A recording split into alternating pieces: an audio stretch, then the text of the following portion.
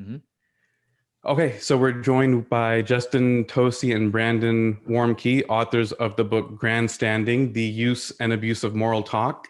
Thank you guys for coming on. I want to talk about your book. So just to start out with, if you guys could maybe just a brief intro, not necessarily who you are, although definitely share that, but how you got into this particular topic, because it's one of those things that you see it everywhere. And then when it's finally labeled, you're like, the light bulb goes off like, oh, that's what I've been seeing all this time.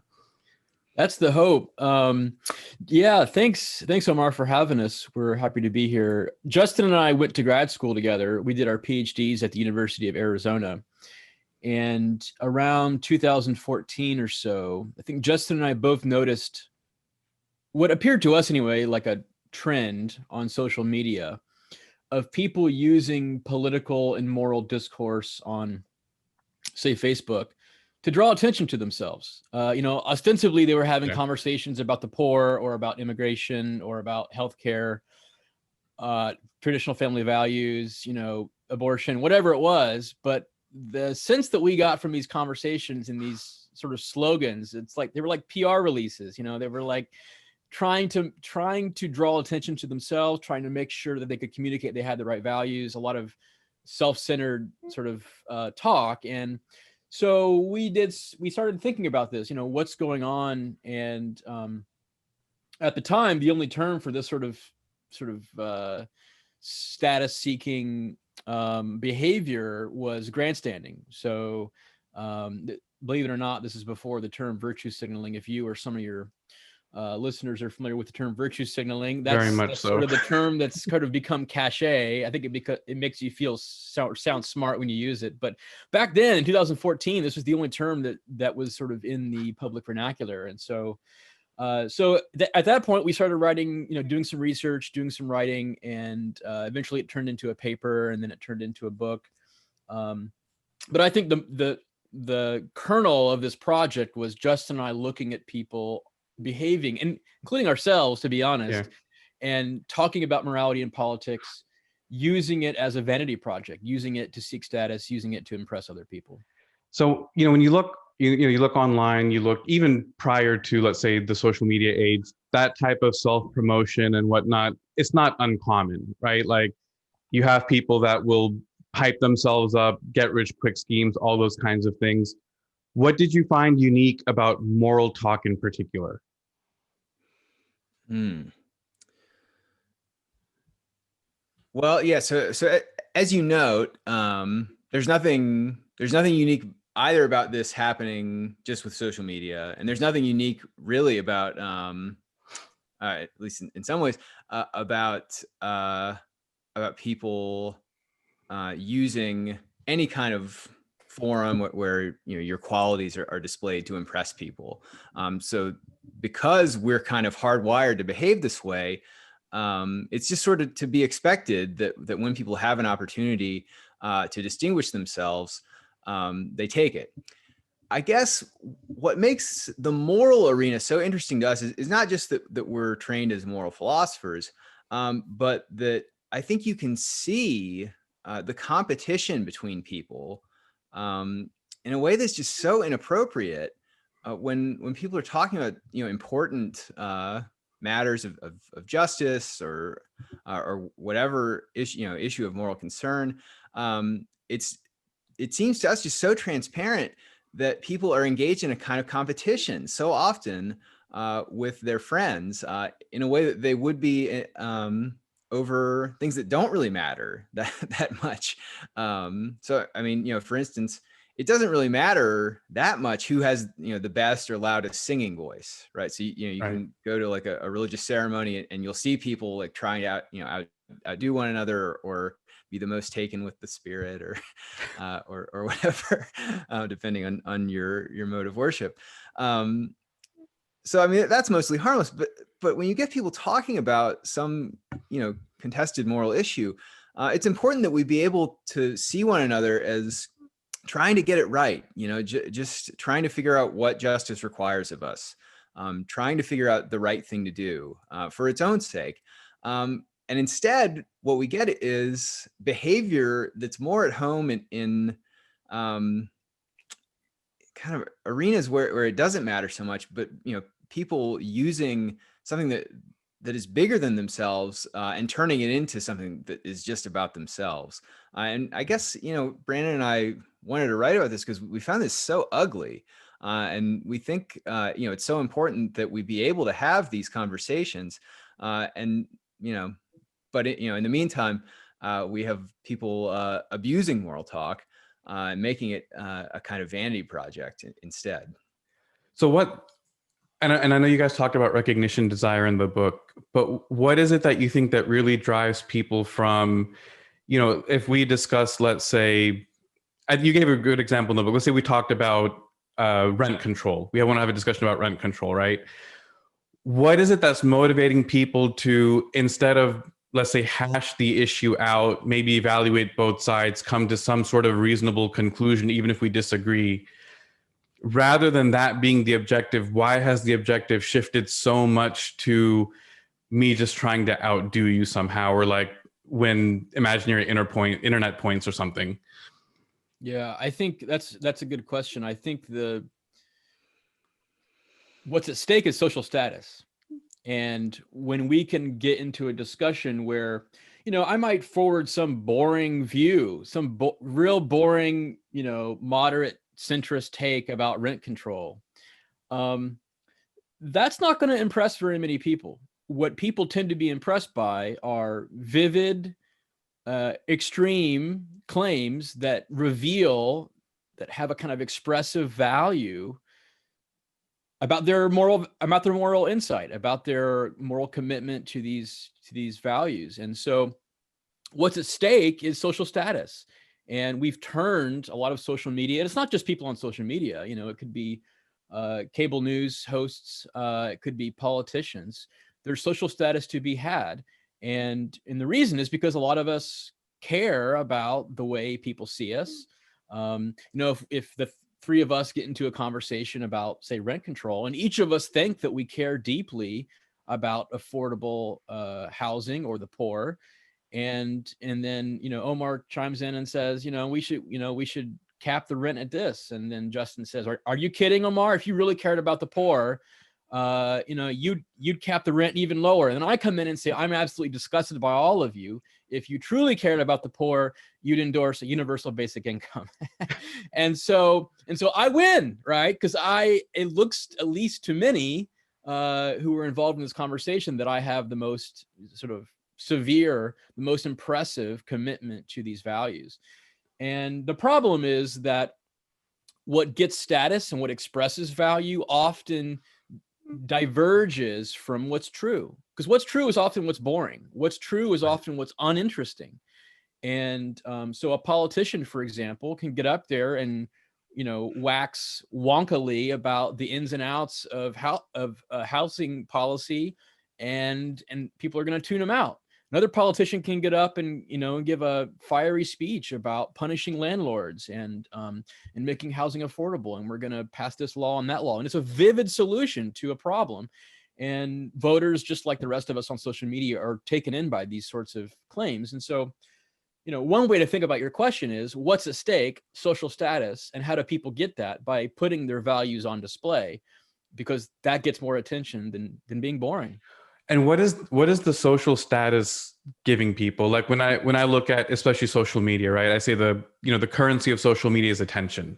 The more eyeballs, likes, views, comments, whatever that you get, the more that you're winning, in a sense, right?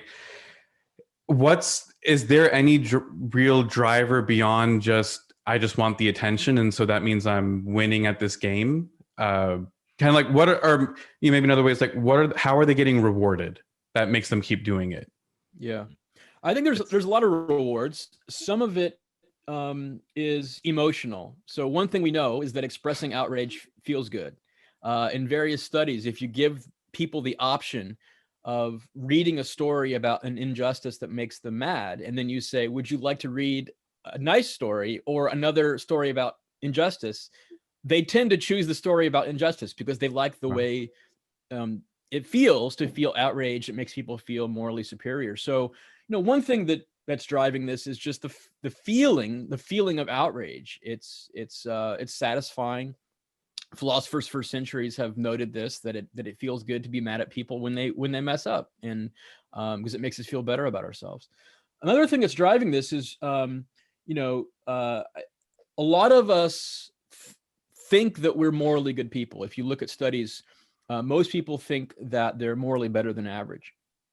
And to maintain this vision of ourselves to ourselves, we often have to behave in public in certain ways to confirm to ourselves that we are who we think we are. A lot of our self-conception has to do with how we measure up to others. You might think you're really funny, and then you meet some like friends who are like really hilarious, and you're like, oh, I guess I'm not that funny. And then you go home and you're like the funniest guy that your family's ever seen. And so a lot of the ways that we think about ourselves are calibrated to whoever's around us. And so if you think of yourself as caring deeply about the poor or caring deeply about piety, and then you get around a bunch of people who seem to care about these things as much or more than you do, then you have to behave in certain ways to, as it were, put on a show to yourself. So that's another reason why we do these things. And then I think one that you mentioned is the status. We want to be seen as morally good. Why? Well, one thing I think is true is that we just want that. Like, we just want status. We merely want to be seen as better. I think that's also true. But also the kinds of things that status affords us. So here are some things that status affords us. People defer to me in public discourse. People always want to know what I hear, or people always want to hear what I have to say. So if I have 10,000 followers who think that I'm the vanguard of the poor, or I'm the best feminist, or I care mostly about the American flag or something, and they're constantly wanting to know what I think, that sort of attention feels good. And so there's lots of goodies. Some of them are financial goodies that come with being seen as, having a great trait. I'm sure, in whatever online communities we run in, there are financial goodies involved. Oh yeah, there's notoriety, speaking invites. That's right. All that good stuff. Yeah, and so all that stuff comes with and can be purchased by a ticket. That in what that ticket says is, I'm really morally special. There's one thing that you mentioned in the book that I wanted you guys to elaborate on was, and I haven't heard this term before, so it caught my eye, was confabulation. That we make up stories to tell ourselves to cover up our true intentions. So we might have one intent, but we give ourselves a narrative to somehow make ourselves feel better about it. Could you explain that concept in a little bit more detail and how that works? Yeah. So, I mean, think about all the things that you do going throughout your day. Often you have some sense of why you do them. Basically what you're doing most of the time. But if your true motivations for every single thing you do were revealed to yourself, first it would be overwhelming because it's just so much processing going on. It makes more sense to have some of it sort of beneath the level of your cognitive attention. So, just breathing is like the most obvious example of this. Of course, you don't need to think about like when and how deeply to breathe every time you do it. So something similar happens for some of our more complicated and less reflexive actions. We just aren't aware of every single thing that motivates us. Another reason for this is that quite possibly some of our motivations are not so pretty. So it's easy for us to think well of ourselves and continue to do the things that we need to do in order to do well and survive and thrive throughout our lives without all of our deeper motivations being laid bare before our eyes and easily accessible in our deliberation. So because we're like this, because we basically are self-deceived, at least about a lot of the things that we do, we can do things like grandstand without being aware that we're engaging in public moral discourse with the aim of impressing other people. So there are both witting and unwitting grandstanders. So witting grandstanders know what they're doing. They know that I'm saying this and I want people to think well of me. I want to get this guy who's trying to make me look bad, and I want to look better than him instead. unwitting grandstanders come up with some other story that's, to refer to your question, confabulated, right? So they tell themselves, I don't know, I'm just so worked up about this. I'm so upset that this guy doesn't understand how important it is to take care of the poor, and I'm going to go after him and teach him a lesson. Whereas at least a significant part of what motivates someone who does that, just by hypothesis, we can say, is, at least in some cases, that they want to look good. They want to look like, as Brandon said, the vanguards of the poor. They want to look like the person who cares the most in this conversation or in this friend group or whatever about some group of disadvantaged people, say. But when you put it this way, this sounds ugly. And Brandon and I get blowback all the time from people who get really mad and say, how dare you say that I or anyone am engaging in moral talk with anything other than the interests of the people who are trying to defend or promote or whatever. How dare you say that anything other than concern for that is what's motivating us? And we don't think that it's only we don't think that it's generally just a matter of people trying to promote their own interests, right? To promote their status. It can be both. But it's also quite plausible that people are not always aware when they're motivated by status seeking.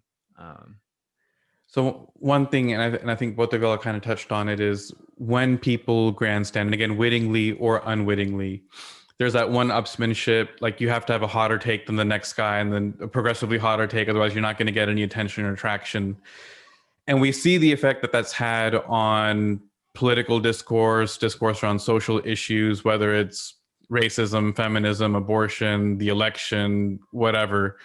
How do you, let's start with the mindset of just a consumer, right? Like I'm an average dude. I take out my phone, I'm scrolling through Facebook or group chats or whatever, and I see all these people, engaging in exactly that. What's your advice for navigating that? Like, even if I care about some of these social, let's say, causes, everything I read, just as the days go on, get more and more polarized.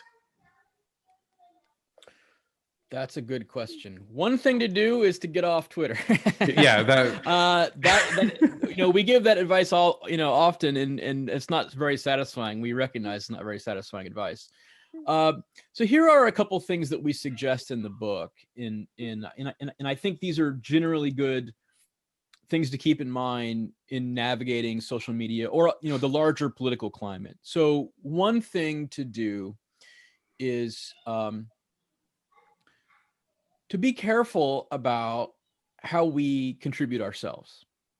So one question we can always ask ourselves when we're about to type into Twitter or Facebook or whatever, am I doing this to look good, or am I doing this to do good? Like, is this thing that I'm about to say, like, can I tell myself a story about how this is actually going to help someone? Like, is this going to provide, evidence for something I believe in? Is this going to actually help someone actually stand up for what's right? Or am I doing this to look good? And would I be disappointed if I didn't get, 5 retweets or 100 likes or whatever? Am I going to be disappointed if this doesn't go viral? If you're going to be disappointed, that suggests, at least in our view, the wrong kind of priority in engaging in public discourse. We think that the good kinds of priorities don't have to do with status seeking and making ourselves look good and promoting our brand on Twitter or Facebook. These are really important issues, and they call for more than the promotion of our own reputation. So one thing that we recommend in the book is to sort of look inward, right? So, a lot of people read the book or come across the work and they want to know, like, all right, show me who the grandstander is. Give me the test for who's grandstanding. And it's a perfectly understandable question that people have, and we totally get it. And in the book, we do go through some ways that grandstanding tends to rear its head in discourse. But we think that, this sort of response that people want to know, all right, let me at the grandstander, let me go get him, is the wrong kind of response. What we recommend is really turning our moral gaze away from others and onto ourselves, and asking ourselves, what can I do to make this discourse healthier and less toxic? So that's one thing.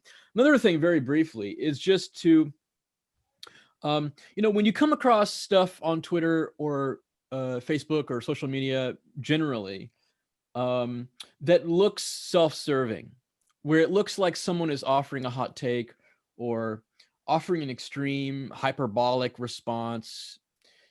If it looks like something that might be attention seeking, just ignore it.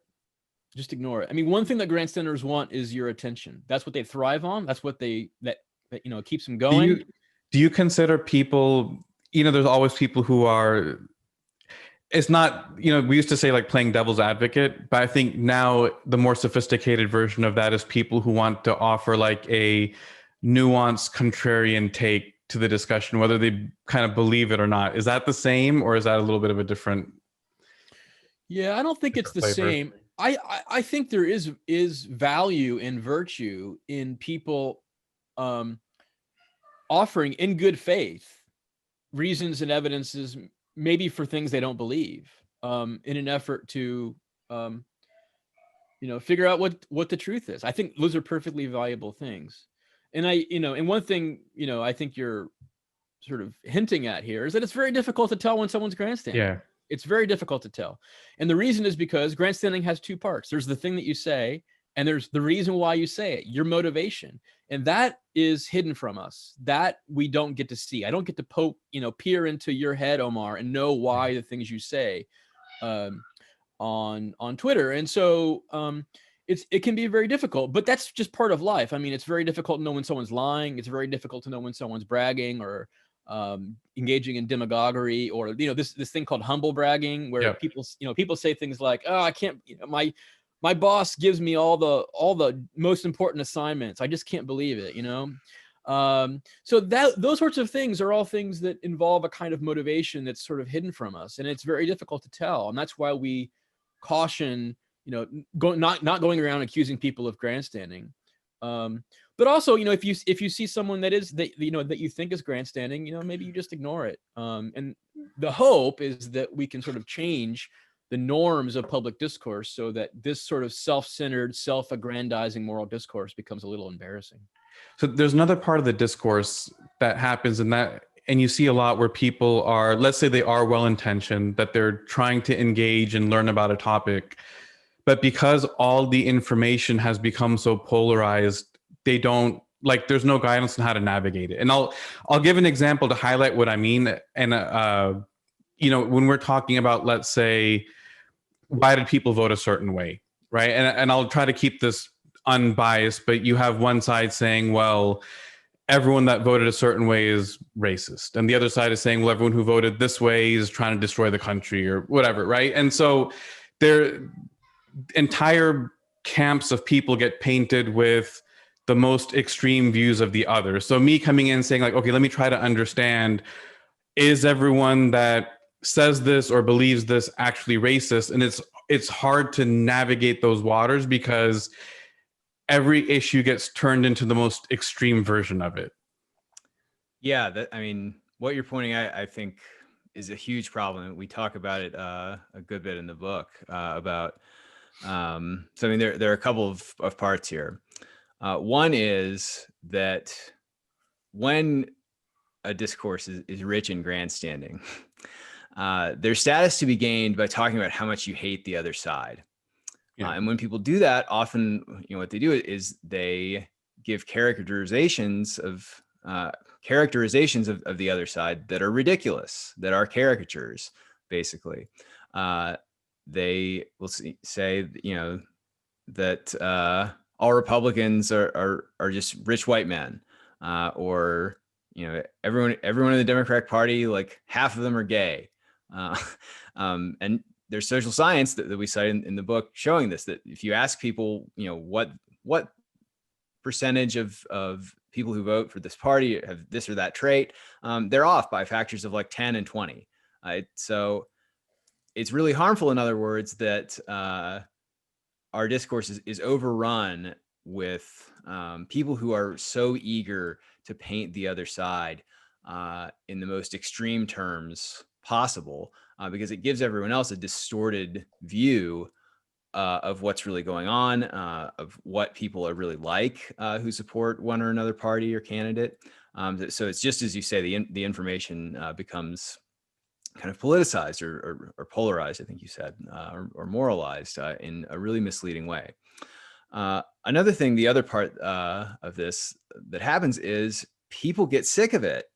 People don't want to engage in these kinds of discussions. They're not helpful. They're over the top. They're very heated. There's no progress made. And so what happens is that the people who don't find it very either emotionally fulfilling or who aren't getting status or who aren't very interested in getting status from engaging in these kinds of discussions, they check out. So we have a discussion in the book called "Moderates Check Out," because this is what happens. People who are kind of in the middle, who have nuanced views, who are kind of tired of saying, well, I think abortion is a really complicated issue, and I'm not sure what to think about this one wrinkle of it, or it seems like the reasons are kind of in tension here, and then they get dogpiled. So for someone like that, what's the point in engaging in a moral discussion with people who are just going to rush to villainize you, to show that you're supposedly not morally pure? So these people check out. So it's awful for them, of course, to go through that, but it also deprives the rest of us of reasonable people giving reasons and arguments that we're otherwise quite plausibly not going to think of, that we then won't discuss. And then people will further polarize, even more, because they're only hearing the most extreme views, and they think, well, I guess it's either this group of crazy people or this other group of crazy people, and I'm closer to this group of crazy people, so I guess I'm with them. So this is another reason to think that we need to get people to calm down about grandstanding. How do you re-engage those moderate voices? Like, I feel when I think of people that have those moderate voices and takes, instead of talking about politics, they're just kind of, like you said, they check out and they're like, I'm going to dedicate all of my intellectual energy to fantasy football, instead of, something like that. But how do you re-engage and get those voices back? Because they often do have a more informed or more nuanced or, just a more healthier view on a lot of subjects. That's a really hard question. I think that one thing that happens is people who are interested in morality and politics will find another forum. So they'll find a private, more contained community of people who maybe are more reasonable, who actually like following arguments where they lead. This used to be called a philosophy department, but now it's a really WhatsApp group. Not working out so much for us anymore. But then this is not a great solution, because then maybe those people can have worthwhile discussions, but then the rest of the world doesn't hear about them. Or maybe we hope that it trickles out somehow. But other than that, you're getting into things that are like, tinkering with the algorithm on social media, which they're not going to do, right? Because there's the study showing if you want to go viral on social media, a great way to do so is to invoke various moral emotional terms: hatred, unjust, eviscerated. Ben Shapiro eviscerates this person. Jon Stewart.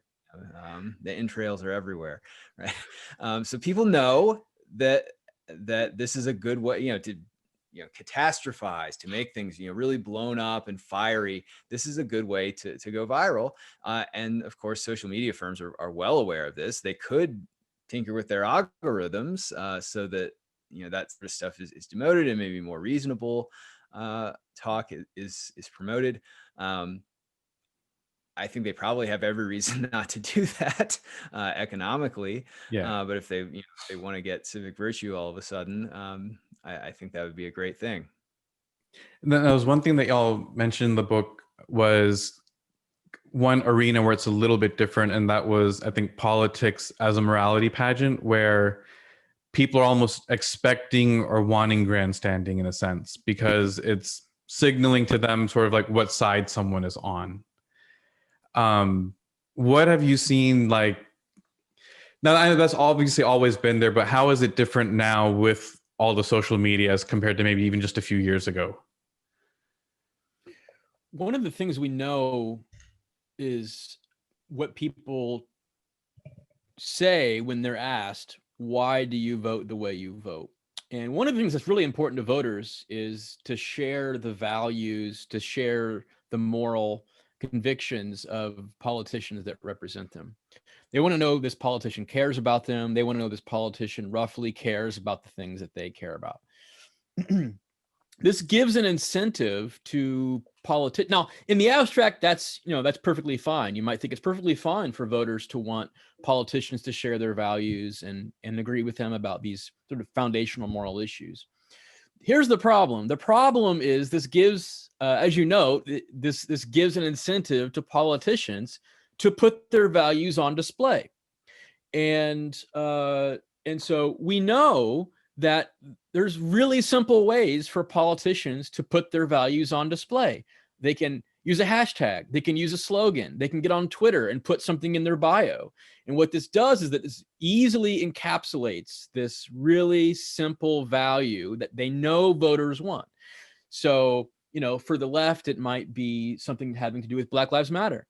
So you can imagine a voter on the left thinking, I want a politician to care deeply about this issue. And so what does a politician do? Well, they put on their bio hashtag Black Lives Matter. Or on the right, it could be about, enforcing the border or whatever. And so, a politician puts some slogan in their bio. Oh, I got weekly mailers, like physical flyers, at least 2 or 3 a week for the past month.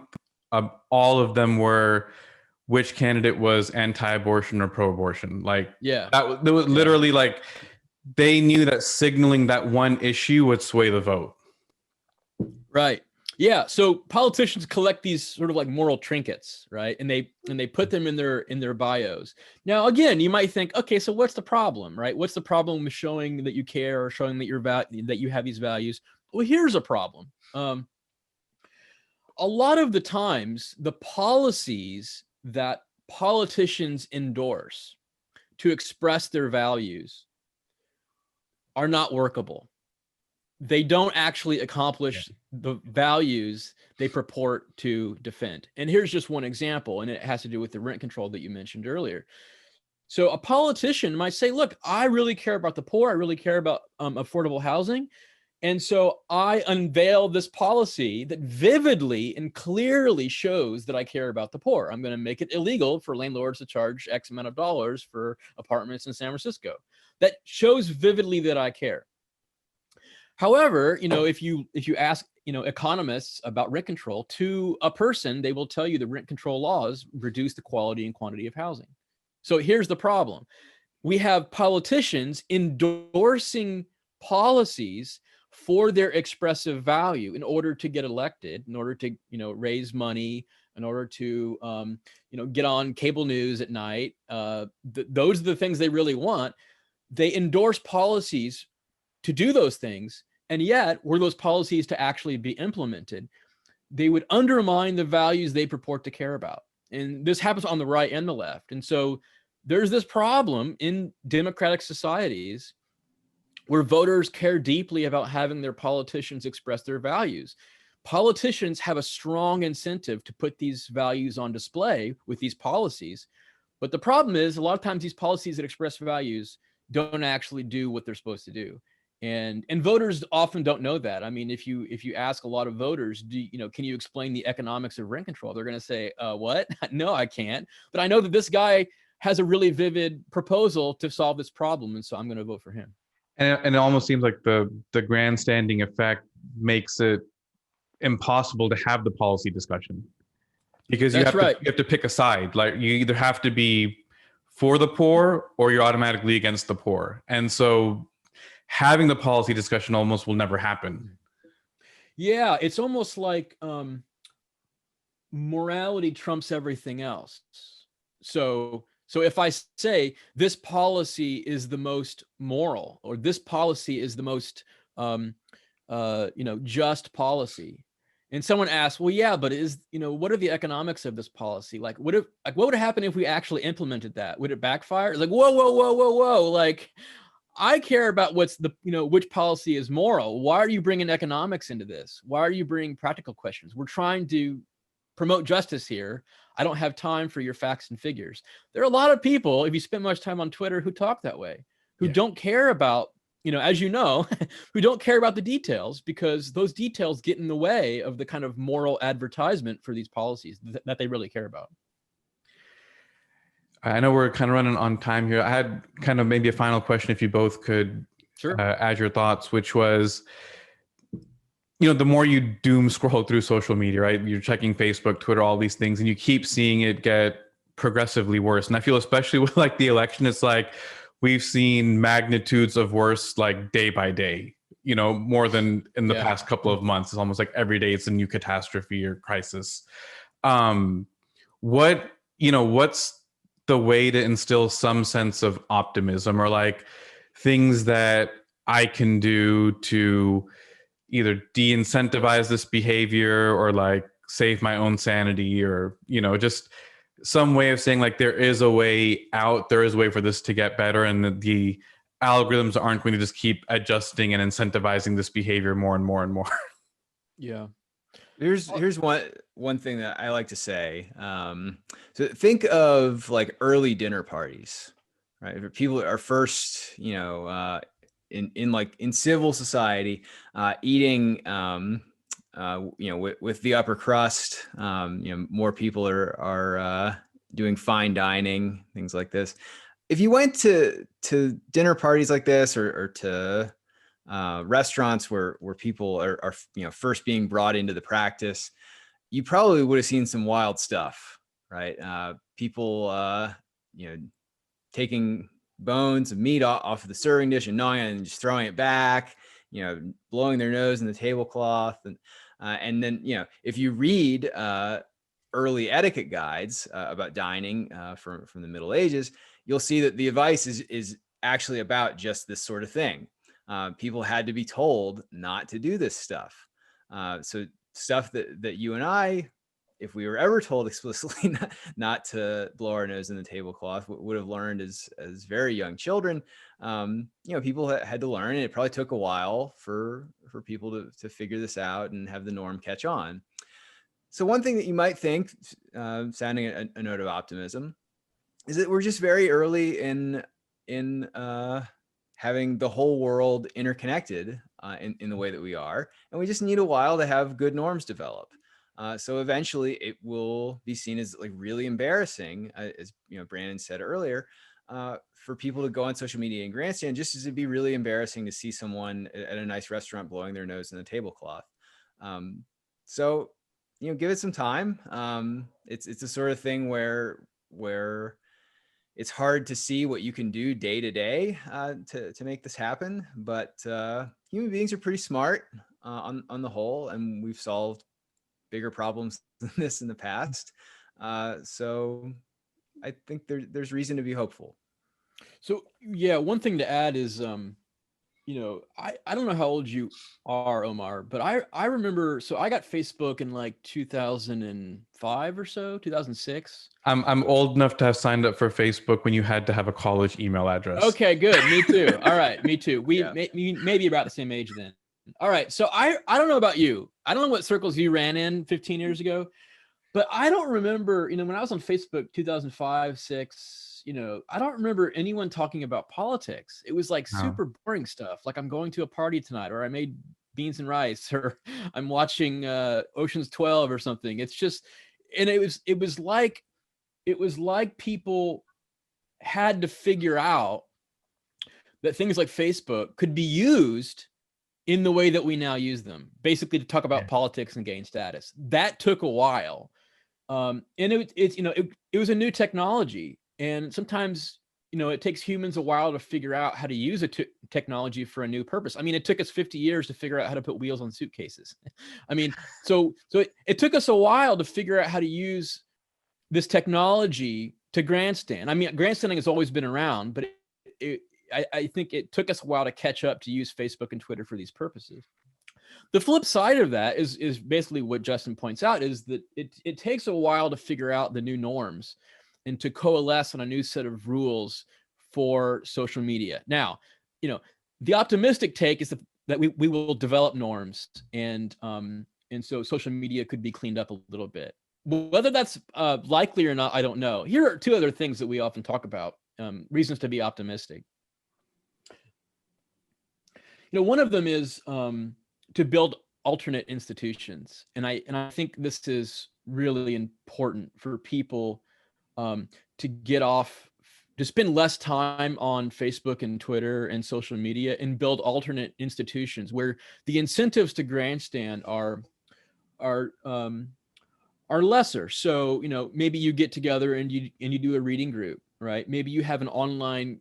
So on Facebook, I'm a part of various sort of like subgroups where the norms are much different than the Wild West norms on like Twitter and Facebook, because it's a smaller group of people and we enforce the norms. And if someone's not going to behave, you kick them out, right?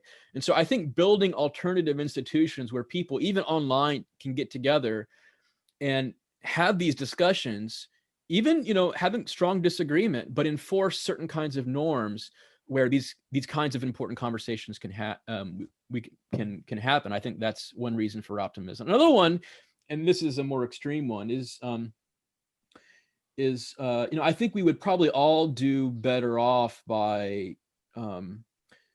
decreasing the amount of our lives that are overtaken by politics. Yeah. And I think a lot of us spend, I think myself included, I think Justin would say too, I mean, there's too much of our lives are taken over by thinking about, stressing about, worrying about, reading about, tweeting about politics. And, my view is, as important politics is, and I think it is important, politics makes us dumb and mean.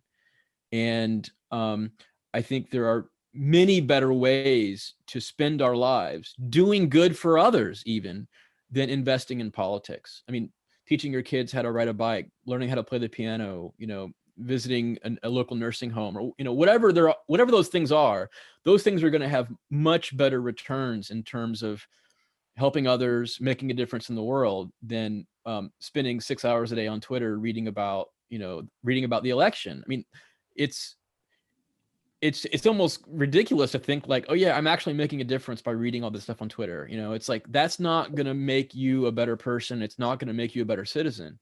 And so I do think carving out larger areas of our lives that are insulated from politics, it's better for our mental health. And it also, encourages civic friendship, where we can be friends with people, even if I disagree with someone strongly about politics, because politics is not allowed to enter into this relationship. Like, this is a no politics zone. And I think that vision of civic friendship is really something to aspire to, and I think a grounds for optimism. Awesome. I think that's a good note to close on. Where can our listeners find you guys or follow you? I mean, we just talked about getting off social media, but do you have social media that you'd want them to follow on, or anything like that? And I know the book is obviously available at Amazon, and I'm assuming other booksellers, but any other places that you'd want to let them know to follow you guys or stay in touch? Yeah, we're both on Twitter at Brandon Warmke and at Justin Tosi. We wrote this book, and then now we have to behave on social media. So it's I think we're both very boring follows on Twitter, but you're more than welcome to. And thank you. Yeah, the book's on Amazon. There's also it's on Kindle. There's an Audible version too. So lots of ways to find it. Okay, cool. Thank you. Thank you. Thanks so much, Omar.